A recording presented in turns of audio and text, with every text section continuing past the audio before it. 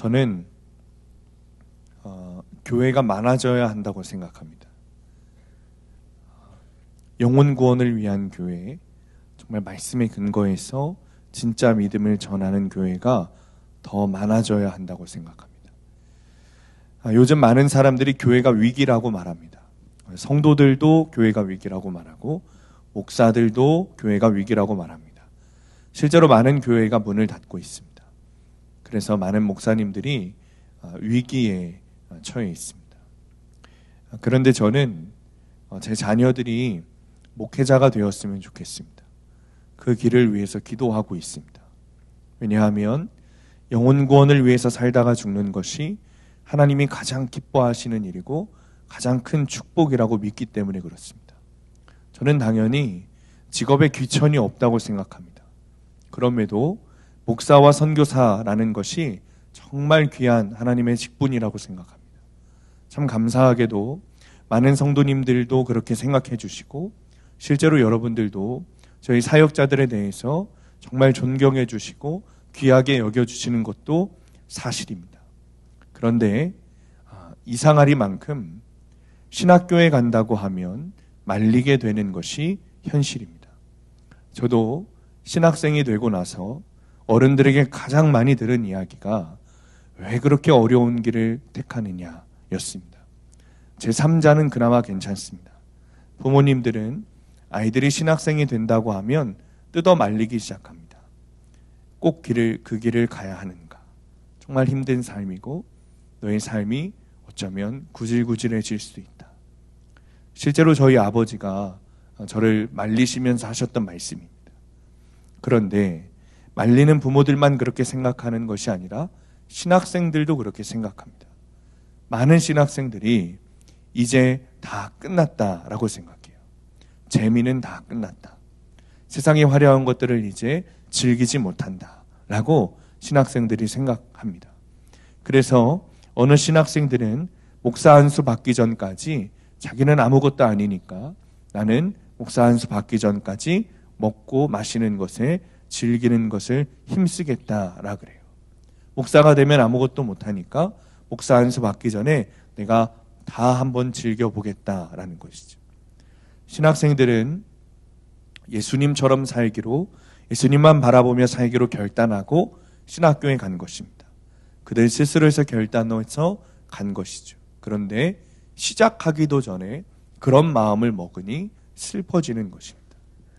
달라스 윌라드가 쓴 하나님의 모략이라는 책을 보면 미국 교회 안에 선교사로 나가라고 할까봐 하나님께 헌신을 결단하지 못하는 교인들이 많다라는 말이 나옵니다.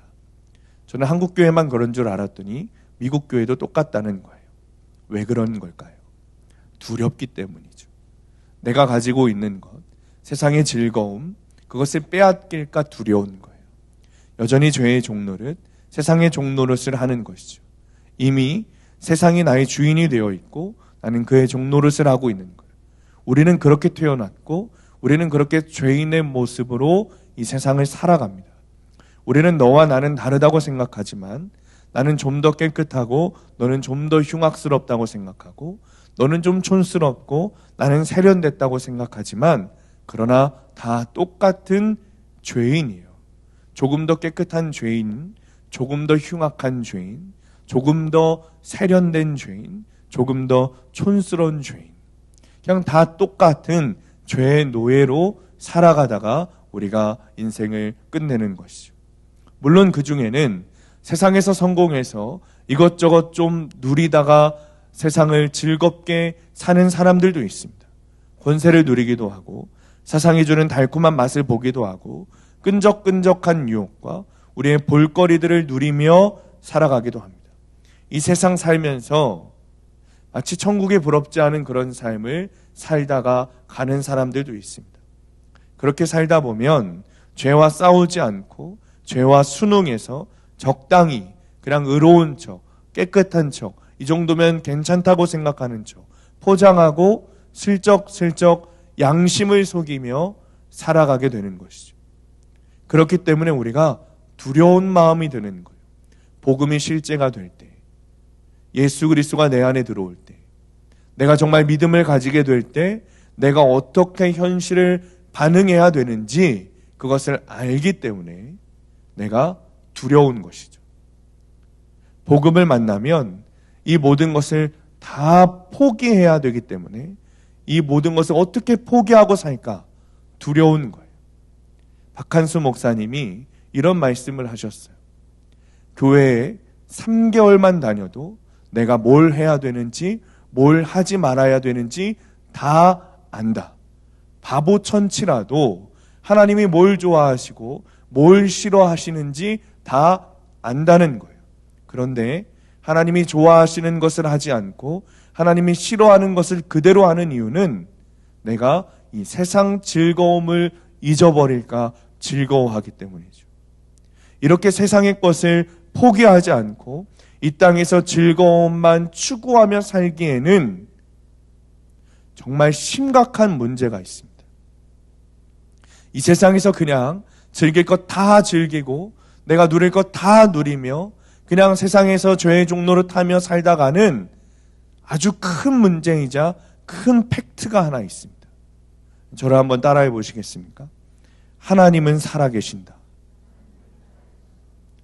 여러분, 세상의 것을 포기하지 않고 이 땅의 것을 즐기며 그래서 죄의 종로를 타며 내가 그냥 타협하고 이 정도는 괜찮겠지.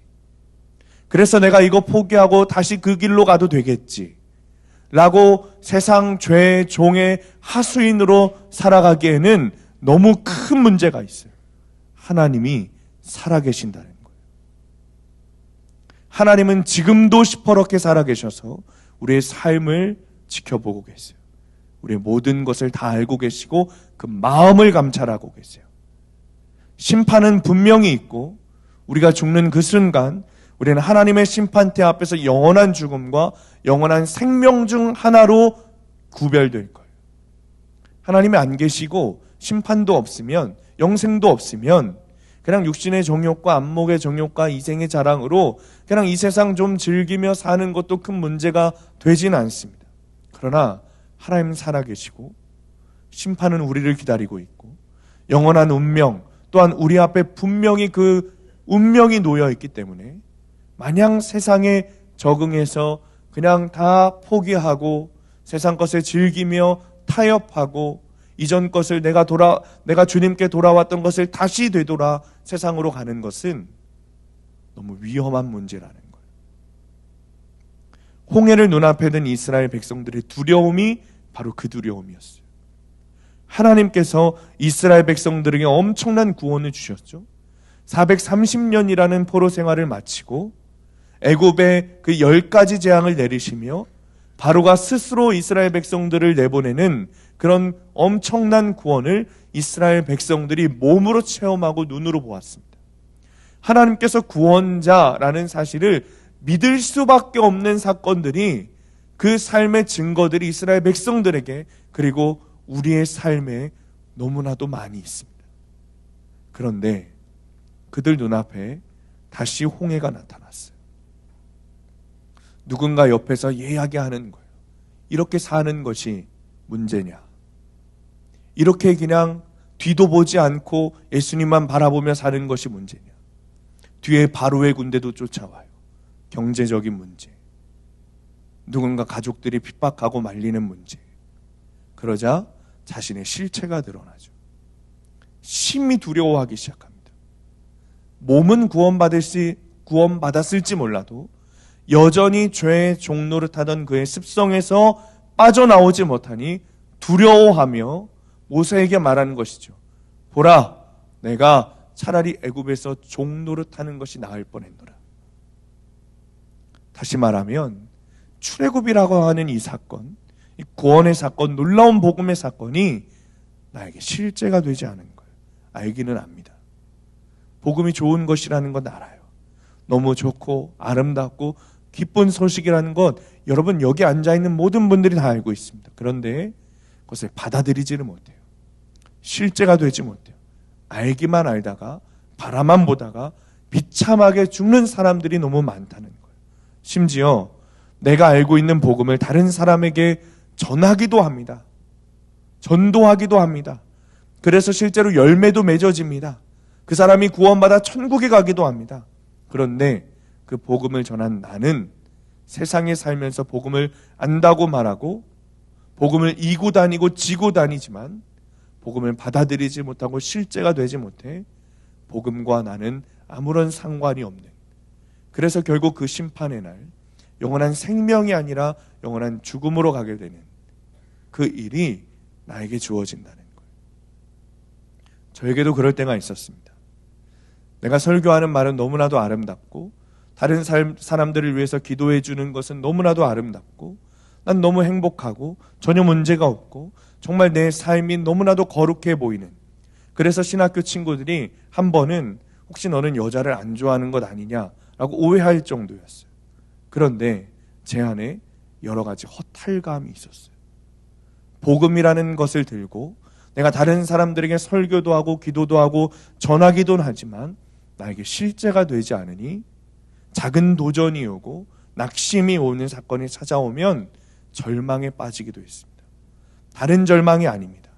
내가 전하는 복음으로 아이들은 살아나고 성도들은 살아나는데 나는 살아나지 못하는 절망감. 정작 나는 복음의 능력을 경험하지 못하고 늘 주저앉는 그런 모습들이 늘 반복되었기 때문입니다. 우리도 그런 모습들이 있지 않습니까? 분명 하나님을 알기는 아는데, 믿는다고 말은 하는데 작은 파도만 와도 두려워하여 흔들리는 거예요. 가족의 질병 앞에, 또는 핍박 앞에, 친구들의 비난 앞에, 물질의 문제 앞에, 사람들의 얼굴 표정 앞에 흔들리고 세상이 주는 두려움에 흔들리는 그런 우리의 신앙이 있지 않느냐라는 것이죠. 하워드 휴즈라고 하는 미국의 억만장자가 있었습니다.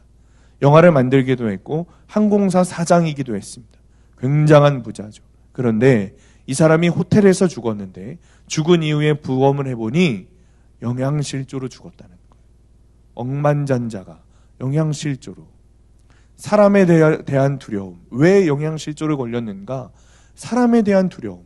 누군가 나를 해칠 수도 있다는 두려움에 엄청난 공황장애와 우울증으로 호텔 밖을 나가지 않았어요. 그리고 오직 깡통 음식. 왜요? 사람들이 만든 음식에는 독이 들었을 수도 있기 때문에. 그런 망상에 빠져서 오로지 공장에서 바로 나오는 그 통조림만 먹다가 호텔에서 영양실조로 죽었다는 거예요. 그 당시 억만장자지만 지금으로 치면 그의 재산은 조가 넘어갔을 거라고 추정합니다. 그렇게 큰 부자가 자신의 어떤 재물과 부여와 그런 풍요로움을 전혀 누리지 못하고 통조림만 먹다가 죽었다는 것. 여러분 믿어지십니까? 그런데 복음이 실제가 되지 않은 사람이 딱 이런 모습이에요. 복음은 이 세상에서 그 어떤 것보다 귀하고 가치 있고 중요한 것입니다. 하나님께서 우리에게 그것을 주셨습니다. 이 땅에 어떤 것보다 귀한 그 복음을 주셨어요. 그것을 받은 사람들이 저와 여러분이에요. 그런데 그 복음을 받고도, 복음을 알고도 내 삶에 실제가 되지 않아 복음을 누리지 못하고 여전히 절망과 낙심으로 살아가다가 죽는다면 그거보다 비참한 인생은 없는 거예요. 주님이 주신 복음은 실제이고 능력이고 충만합니다. 그보다 영원하고 완전한 것은 없습니다. 영광스러운 것은 없습니다. 그것을 믿으시는 분만 아멘 하시기 바랍니다. 하나님께서는 그 완전한 복음을 우리에게 주셨어요. 그런데 그 복음을 받고도 우리가 두려움에 쫓아 죄의 종노릇을 하려고 계속해서 세상으로 돌아가요. 그리고 복음을 거부해요. 마치 이런 거죠. 복음이 좋은 소식이라고 나에게 유익하다고 알겠어요. 그런데 내가 복음을 쫓아갈 때 나에게 찾아오는 대가는 싫어. 아무리 복음이 좋아도 어려운 대가를 치러야 한다면 그건 싫어. 부활은 좋아. 십자가는 싫어. 이 땅에서 영광은 좋아. 그런데 십자가의 삶은 못 살아. 그럴 자신이 없어. 그건 신령한 사람들이나 하는 일이야. 히브리서 2장 14절에서 15절 함께 읽습니다. 시작. 자녀들은 혈과 육에 속하였음에 그도 또한 같은 모양으로 혈과 육을 함께 지니심은 죽음을 통하여 죽음의 세력을 잡은 자 곧 마귀를 멸하시며 또 죽기를 무서워함으로 한평생 매여 종노릇하는 모든 자들을 놓아주려 하심이니. 아멘. 예수님께서 사람으로 오신 이유는 우리와 동일한 모습으로 오셔서 죽음을 두려워하는 우리에게 그 죽임을 이기도록, 그리고 그 죽음을 이기신 첫 번째 증인이 되기 위해 오셨습니다.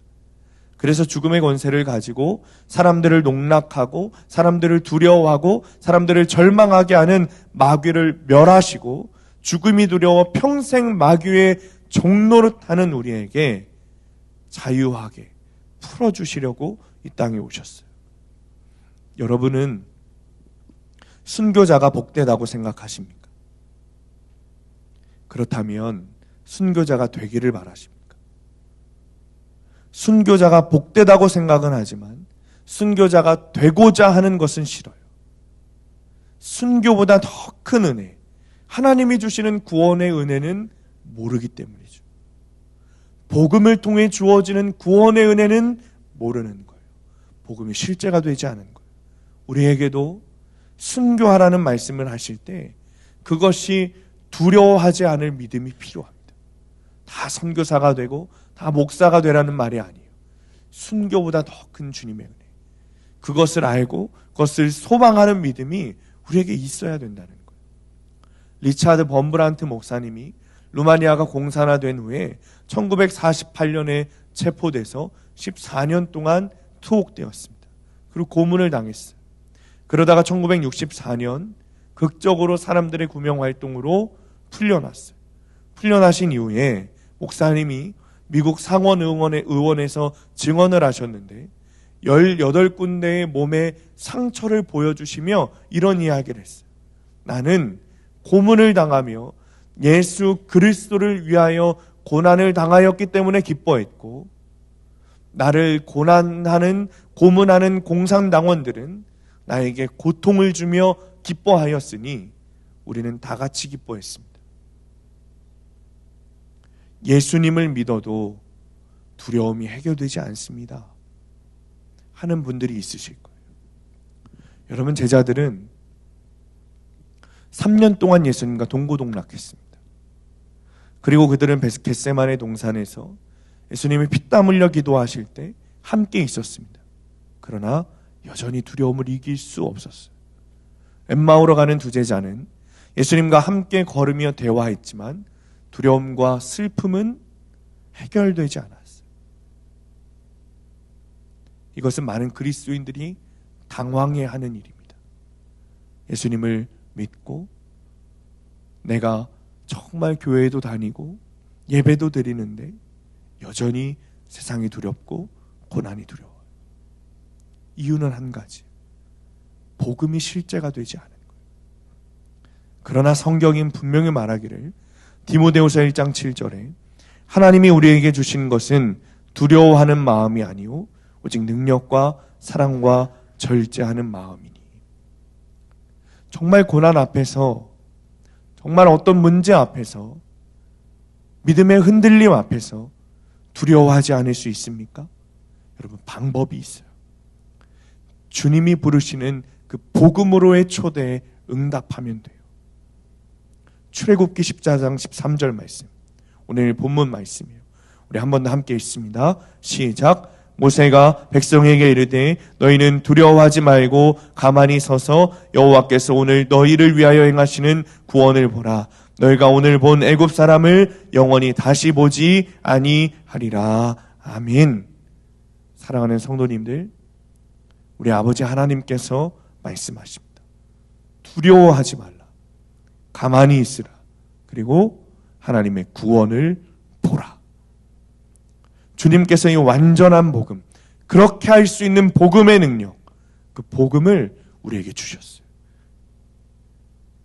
이런 주님을 전하고 믿고 따르면서도 여전히 복음이 내 안에 실제가 되지 않는다면 너무나도 기막히고 두려운 일이에요. 복음을 받아들이고 내 삶의 실제가 되는 일은 내일 일로 미룰 일이 아니에요. 오늘 결판내야 돼요. 어떤 두려움이 이 길을 막는다고 할지라도 이것을 놓칠 수 없어요. 우리는 반드시 이 복음을 취해야 됩니다. 여러분, 영적으로 성장한다는 것은 복음이신 주님이 나와 함께 한다는 것을 믿는 거예요. 정말 두려움이 사라질 수 있을까요?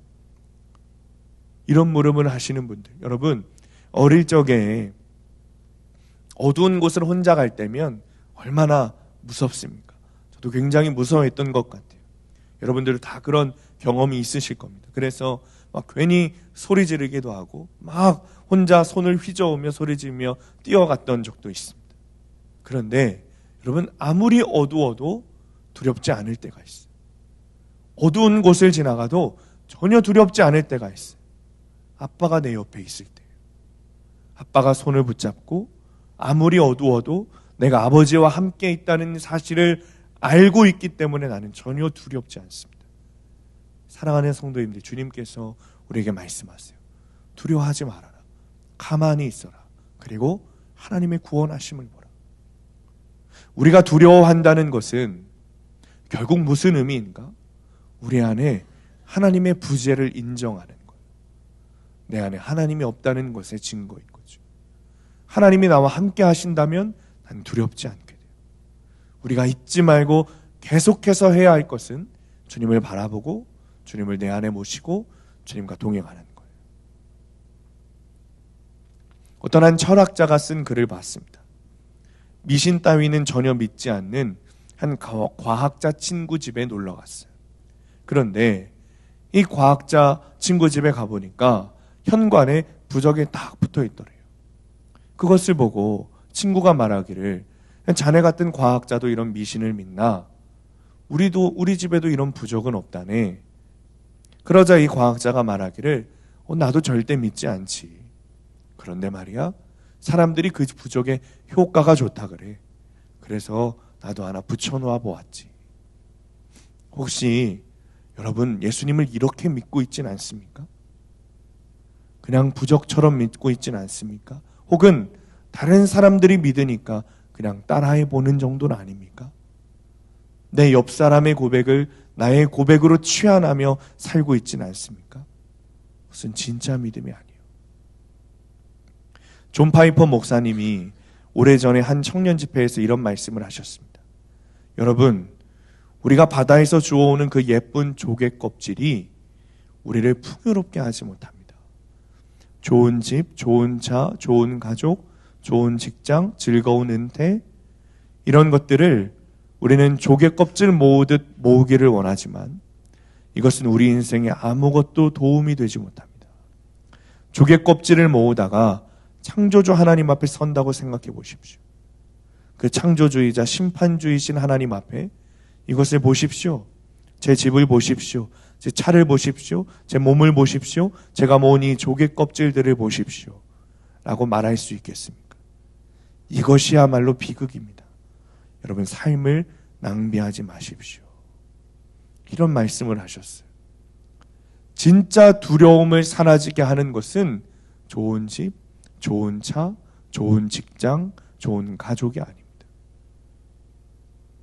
주님과 동행하는 것이죠. 하나님과 함께하는 것. 아버지께서 내 손을 붙잡고 계시다는 것. 그것을 아는 사람에게 두려움이 사라지는 거예요. 제가 수련목 시절에 감독님이셨던 분이 있습니다. 의정부에서 목회하시는 분이세요. 이 목사님은 카리스마가 정말 장난이 아닙니다. 굉장히 풍채도 좋으시고 키도 크시고 얼굴도 아주 그냥 그렇게 생기셨어요. 정말 권위적이고 설교도 권위적이고 목소리도 저보다 굵어요. 그러니까 성우보다 더 굵어요. 굉장히 위엄이 있는 분이셨습니다. 그런데 이 목사님이 쓰러지셨어요. 심근경색으로 쓰러지신 거예요. 다행히도 쓰러지자마자 누군가 발견했고 응급처치 후에 스텐스 시술을 받으셨어요. 괜찮아지셨습니다. 그리고 퇴원을 하신 후에 이 수련목 주례원들이 모인 자리에서 설교를 하시는데 여러분, 이분의 모습이 완전히 달라지셨습니다. 그러면서 이런 설교를 하셨어요. 내가 죽다 살아나다 보니 완전히 세상이 달라 보인다. 우리에게 가장 중요한 것은 권위도 위엄도 명예도 아니요 예수 그리스도를 잘 믿는 것이다. 정말 얼마나 겸손히 설교를 하셨는지 제가 충격을 받았습니다. 화요일에 한 권사님 신방을 다녀왔습니다. 이번 주일에 교회 안 나오셔서 전화를 드려보니까 아프시다는 거예요. 정성껏 기도해 드렸어요. 근데 기도를 좀 받고 싶으시대요. 전화를 받고 전화를 끊고 아침이었는데 일찍 달려나갔어요. 아드님하고 계시는데 얼른 기도를 해드리고 상태를 살펴보니까 머리부터 발끝까지 온몸이 식은땀으로 젖어 계셨어요. 아드님은 감기를 심하게 앓으신 것 같다. 내 권사님은 병원에 안 가시겠다고 이렇게 고집을 부리신 거예요. 며칠 동안.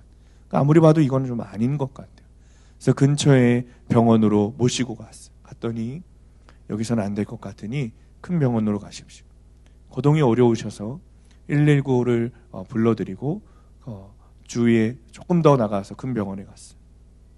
그랬더니 검사를 해보니 더 큰 병원으로 가야 된대요.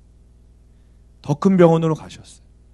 심장에 혈전이 생기셨고 폐에 물이 차서 하루빨리 수술해야 되는데 아무래도 가족들은 마음의 준비를 하셔야 됩니다. 라는 이야기를 들었습니다. 여러 가지로 안 좋으니 최후의 상황이 올 가능성이 높다라는 거예요. 다음날 아침에 다시 병원으로 찾아갔어요. 중환자실에 계셨습니다. 면회 시간이 30분으로 정해져 있고 한 사람만 교대로 들어갈 수 있었어요. 두 아들이 있고 딸이 있기 때문에 저만 이제 들어가서 할 수 있었어요. 기도해드리고 한 가지만 말씀드리고 왔습니다. 권사님, 제 이야기를 지금부터 잘 들으셔야 됩니다. 그동안 신앙생활 하시면서 권사님이 잘못 믿으셨던 것 있다면 지금부터 회개하셔야 합니다. 그리고 다른 것 말고 예수님 바라보십시오. 예수님께서 권사님 마음 안에 계신 것을 믿으시고 권사님께서 예수님 안에 계신 것을 믿으시고 주님을 바라보셔야 됩니다. 권사님, 이젠 다른 것 필요가 없습니다. 그동안 사시면서 권사님 모으셨던 집, 재산, 아둥바둥 모으셨던 것 권사님 이렇게 되보니 다 필요 없다는 것 아셨죠? 권사님, 주님만 바라보세요. 다른 기도하지 마시고 구원받는 믿음을 주세요 라고 기도하세요.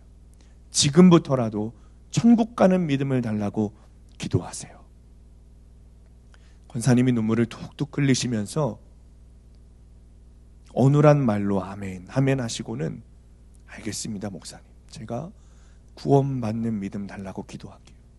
회개하게 하시는 것 있으면 반드시 회개할게요. 목사님 감사합니다. 제가 그 이야기를 듣고 나왔어요. 성경은 우리가 복음을 깨닫고 아는 길을 애매모호하게 가르쳐주지 않습니다. 이 정도면 됐다고, 괜찮다고, 이 정도 했으니 좀 이제 좀 세상 것 다시 찾아가도 된다고 애매모호하게 말하지 않았어요. 명확하게 말했어요. 예수님을 내 안에 왕으로 모시고 사는 것, 내 안에 주님을 주인으로 모시고 사는 것, 주님과 동행하며 함께 사는 것, 그 길로 갈 때 복음이 우리 안에 실제가 되는 것. 미국에 영향력 있는 윌로우 크릭이라는 교회에 빌 하이베이스 목사님이 이런 말을 했습니다. 지금까지 우리는 사람을 모으는 데 성공했을지 몰라도 예수 그리스도의 참된 죄자를 만드는 데는 실패했다. 윌로우 크릭 교회는 수년간 여론조사와 면담을 통해서 한 가지 보고서를 발표했어요.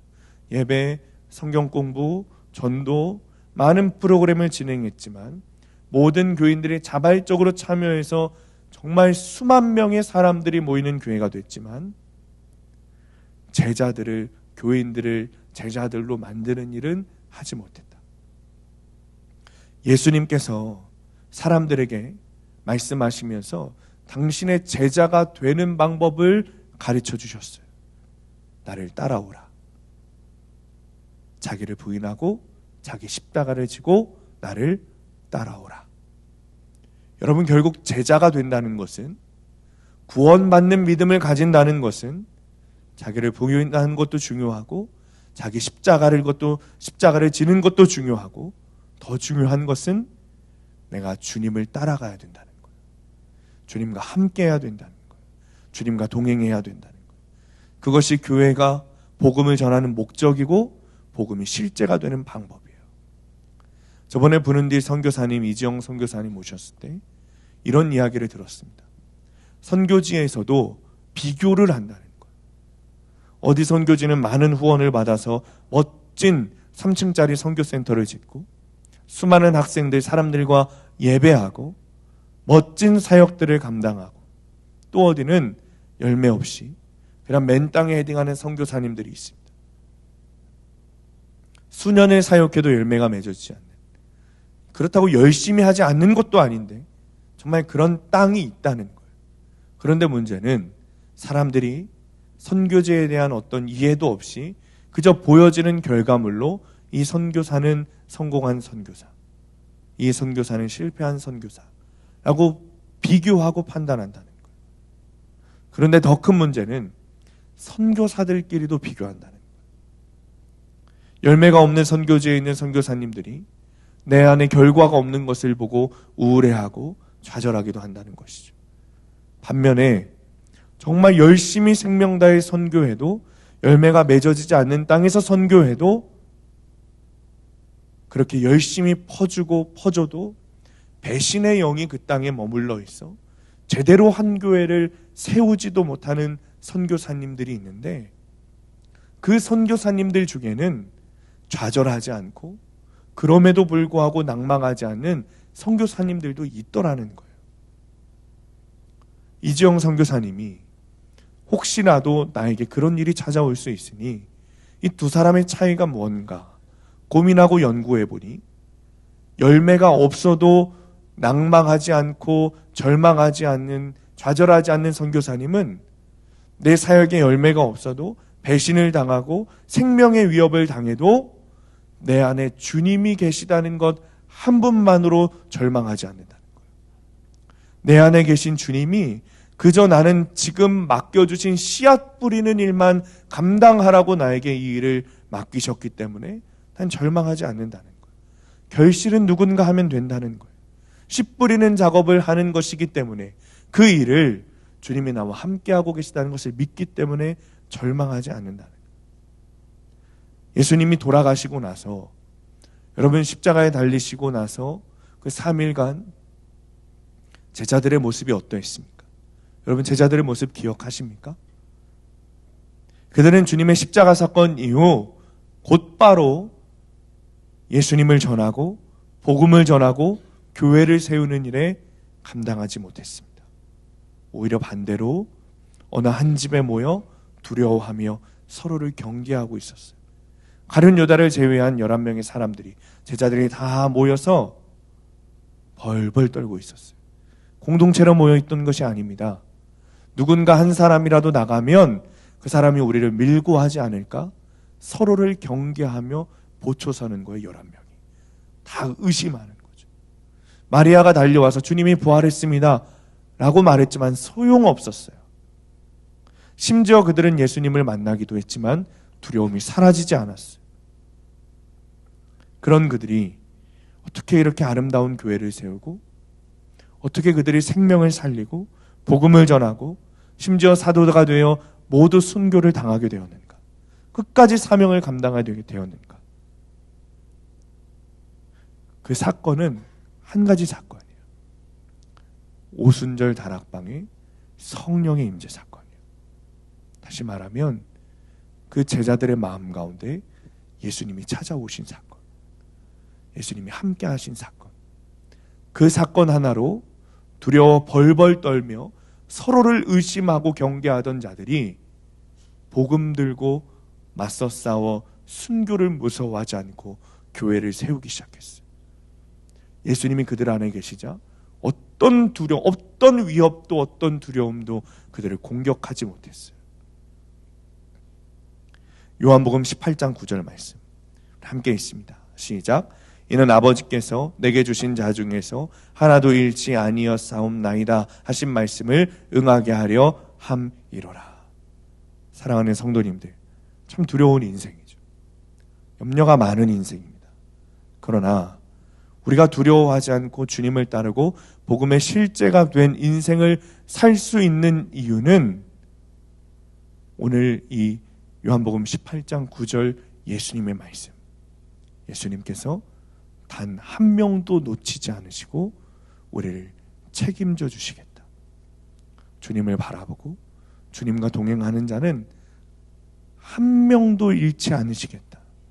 주님께서 말씀하셨어요. 그러니 우리가 해야 하는 일은 오직 주님을 바라보는 것뿐이에요.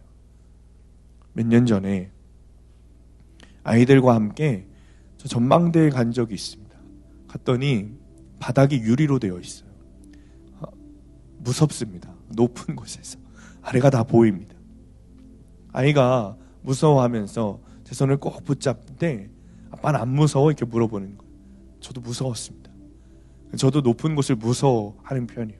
아이 앞에서 무섭다고 하면 아이도 무서워하지 않겠습니까? 그러니까 제가 하나도 무섭지 않다고 좀 뻥을 쳤어요. 그러니까 그 아이가 또 묻는 거예요. 아빠는 어떻게 안 무서워? 그런데 저도 모르게 이런 말이 나왔어요. 저도 모르게. 이 세상에 이것보다 무서운 게 훨씬 많아. 아빠는 그런 상황들을 요 몇 년간 겪었단다. 그런데 그런 상황마다 아빠가 지금 네 손을 붙잡고 있는 것처럼 예수님이 아빠 손을 붙잡고 있다고 생각해 보니 하나도 안 무섭더라. 여러분, 제가 한 말이 아니에요. 주님이 제 속에서 저에게 해주신 말씀이었어요. 그날 계속해서 그 이야기를 제가 곱씹었어요. 그리고 고백했어요. 주님이 나와 함께 하신 난 전혀 두렵지 않습니다. 전혀 두렵지 않습니다. 사랑하는 성도님들, 두려움에 매여 종로를 타던 우리를 이 영광스러운 복음 앞으로 우리를 부르셨어요. 주님이 초대하고 계세요.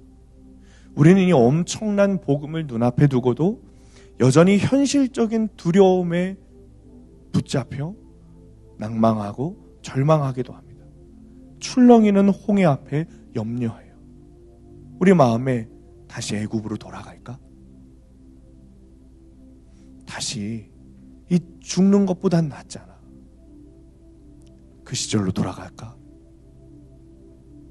어차피 거창하고 이 위대한 복음 속에 내가 끝까지 할 자신도 없는데 그냥 남들처럼 평범하게 그냥 그렇게 조금씩 타협하며 살아갈까? 주저앉아 버릴까? 타협해 버릴까?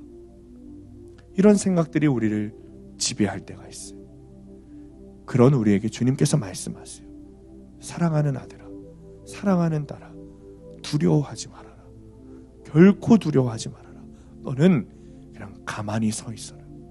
네가 무엇을 하려고 하지 말고, 피하지 말고, 기웃거리지 말고, 오직 너는 내가 너를 구원하는 그 사건을 바라보기만 하라. 너는 나의 전부다. 실제로 그렇게 말씀하신 하나님 아버지께서는 2000년 전 갈보리 언덕에 당신의 아들이 십자가에 매다셨어요. 그리고 그분께서 말씀하셨어요. 내가 너를 구원했느라. 두려워하지 말아라. 사랑하는 성도님들, 주님께서 여러분을 복음으로 초대하고 계세요. 그분을 만나시기 바랍니다. 전심으로 달려오시는 주님을 전심으로 만나십시오. 생명으로 오신 주님을 생명으로 만나십시오. 우리에겐 주님이 필요합니다. 이 복음이 저와 여러분의 인생의 실제가 되는 역사가 있으시기를 예수님의 이름으로 간절히 축원합니다. 우리 함께 찬양하고 기도하겠습니다. 본문의 말씀을 붙들고 함께 기도하겠습니다. 모세가 백성에게 이르되 너희는 두려워하지 말고 가만히 서서 여호와께서 오늘 너희를 위하여 행하시는 구원을 보라. 너희가 오늘 본 애굽 사람을 영원히 다시 보지 아니하리라. 시간에 여러분을 주님의 복음 앞으로 초대합니다. 하나님께서는 우리를 사랑하셔서 우리를 죄에서 구원하시려 예수님을 보내셨습니다. 이 복음이 여러분의 실제가 되시기를 성령의 이름으로 복음 앞에 초대합니다. 먼저 죄의 종노릇하며 세상의 욕심을 버리지 못하고 벌벌 두려움에 떨며 살아가는 우리의 모습을 회개하시기 바랍니다. 이제는 복음이 여러분의 실제가 되어야 합니다. 여러분의 마음 가운데 있는 더러운 죄를 버리고 여러분 마음 가운데 있는 왕의 자리를 원래 주인이신 예수님께 드리시기 바랍니다. 주님, 이 시간 기도하오니 우리의 자아가 이제는 십자가에 못 박고 예수님의 생명으로 살아가게 하여 주옵소서. 복음으로 초대하시는 주님께 우리가 들어가기를 원합니다. 주님을 바라보고 주님과 함께 하기를 원합니다. 주님, 이 시간 우리 안에 있는 더러운 모든 것들을 회개하오니 성령의 불로 태워주시고 예수님을 나의 왕, 나의 주인으로 모시는 역사가 일어나게 하여 주옵소서. 주님이 주인 되시는 삶, 주님이 동행하시는 삶, 천국이 실제가 되고 구원이 실제가 되는 삶을 살게 하여 주옵소서. 이것도 좋고 저것도 좋은 것이 아니라 이제는 오직 예수 그리스도, 오직 예수 그리스도, 오직 예수 그리스도만 선택하기를 원하오니 주님, 복음으로 나의 삶을 변화시켜 주옵소서. 이제는 세상을 두려워하는 것 아니라 주님을 경외함으로 이 땅에서 승리하는 인생이 되게 하여 주옵소서. 시간에 주님 이름 부르시면서 이렇게 동성으로 기도하겠습니다. 주여,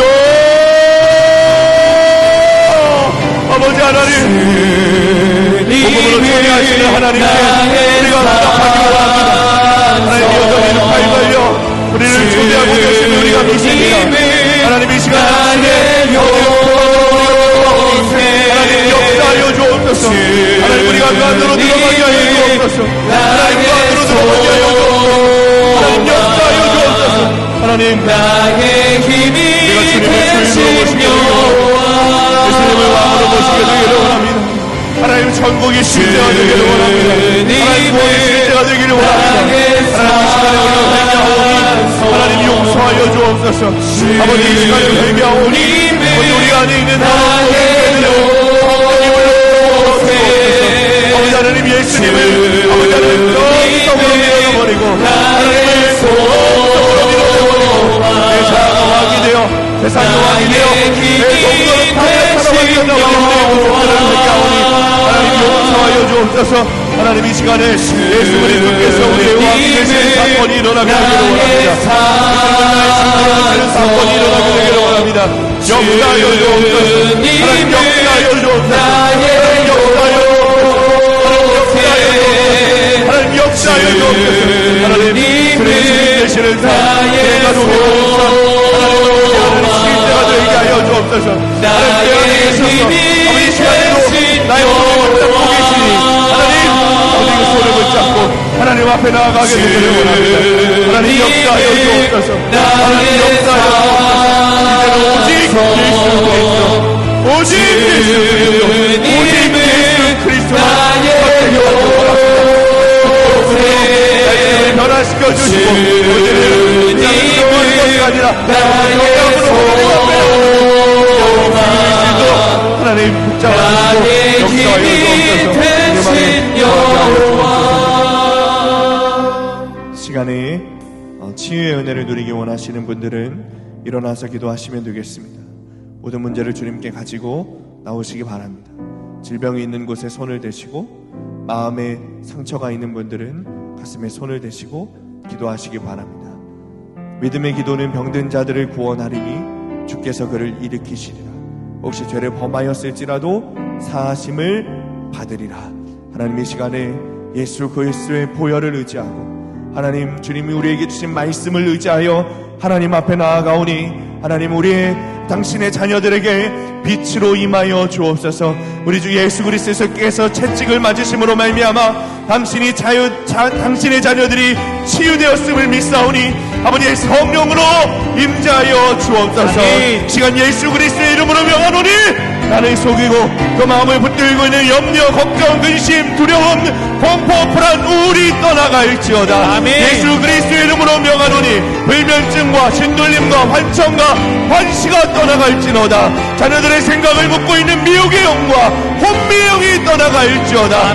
나사렛 예수 그리스도의 이름으로 명하노니 머리끝부터 발끝까지 온전하게 될지어다. 아멘. 오늘 세포와 조직과 뼈와 혈과 신경이 풀어질지어다. 아멘. 호르몬과 림프와 면역 체계와 근육과 인대와 척추가 제자리로 돌아가며 온전하게 될지어다. 아멘. 예수 그리스도의 보혈로 각종 더러운 암이 녹아지고 깨끗하게 될지어다. 아멘. 깨끗하게 될지어다. 아멘. 깨끗하게 될지어다. 아멘. 주님, 무엇이든 믿음으로 기도하는 것은 반드시 응답한다 하셨사오니 하나님 이 시간에 우리가 믿음으로 구합니다. 응답하여 주옵소서. 아멘. 응답하여 주옵소서. 아멘. 응답하여 주옵소서. 아멘. 이 시간에 주님의 이름 부르시면서 봉송으로 기도하겠습니다.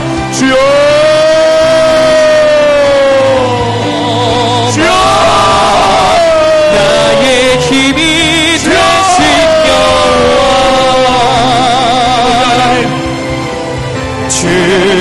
주님은 나의 산소 주님은 나의 요새 하나님 역사하여 주옵소서. 주님은 나의 소망 하나님 역사하여 나의 주옵소서. 힘이 되신 여호와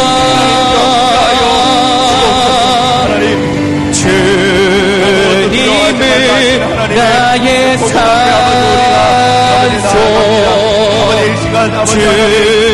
주님은 나의 요새 주님은 나의 소망 나의 힘이 되신 나가게 하여 주옵소서. 깨끗하게 지나가게 하여 주옵소서. 깨끗하게 회복되게 하여 주옵소서. 하나님 여호와 나의 하나님 치료의 하나님을 아버지 하나님 이 시간에 구합니다. 하나님 하나님께서 창조주 하나님이심을 믿습니다. 하나님 이 시간 당신을 구하오니 우리 성령께서 임재하여 주셔서 성령의 물로 임하여 주옵소서. 물로 임하여 주옵소서. 오 주여 오 아버지 하나님 역사하여 주옵소서. 자유하게 하여 주옵소서. 부러지게 하여 주옵소서. 웃긴 것이 벌어지게 하시고 얼른들린 것이 자유하게 하시고 하나님 앞에 나아가게 하여 주옵소서. 하나님께서 지금도 살아계셔서 역사하심을 믿습니다. 살아계신 하나님을 믿습니다. 살아계신 하나님을 믿습니다. 하나님 이 시간 간절히 기도하오니 성령으로 임재하여 주옵소서. 모든 질병을 치유하여 주시고 역사하여 주시고 온전히 하나님 앞에 나아가는 아버지 이 시간이 되게 하여 주옵소서.